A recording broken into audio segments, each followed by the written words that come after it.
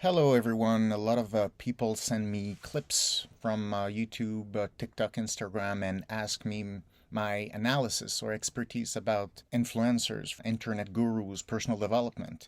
And so, is it true what is being said in this clip or not? So, here's one about communication skills. So, here's my take on it. So, let's have a look. The way you speak is ruining your credibility. If you struggle with people taking Well, first of all, yes, the way you speak can build your credibility or ruin your credibility. It depends on the psychological processes that you're using on the present moment. So far so good. I agree with that.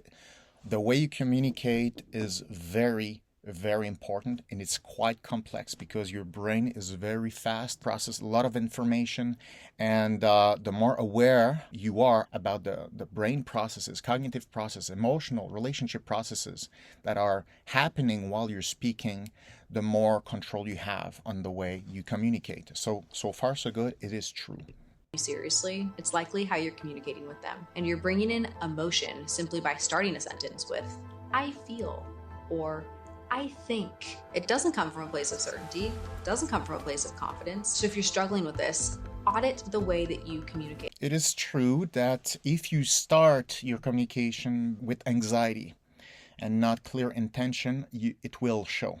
So sometimes we use specific words or language to reduce anxiety on the moment. For example, if you want to say something, but you're afraid of rejection, you will have a push of anxiety just before speaking, which is normal. Nobody really likes to be rejected. Nobody wants confrontation.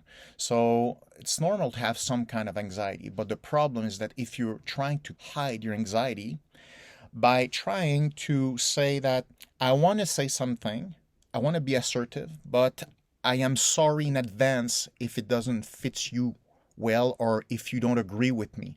So if you start by I feel like, or maybe you're basically saying like I would like to say something, but forgive me in advance if you don't agree with me and don't reject me. So this is not a good way to communicate. Okay, so there are a few tricks like this. You need to get used to rejection more.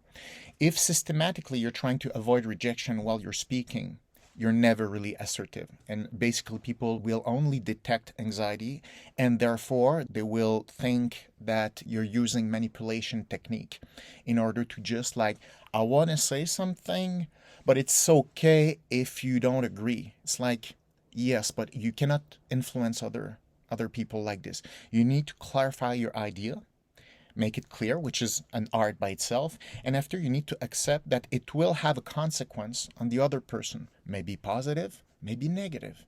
Both are fine. And both are ingredients to push the dialogue further. But if you don't want to accept negative emotions from the person in front of you, you will try to avoid creating conflict, and your message will not be strong at all, and we will just read anxiety. So in a way, this makes absolute sense.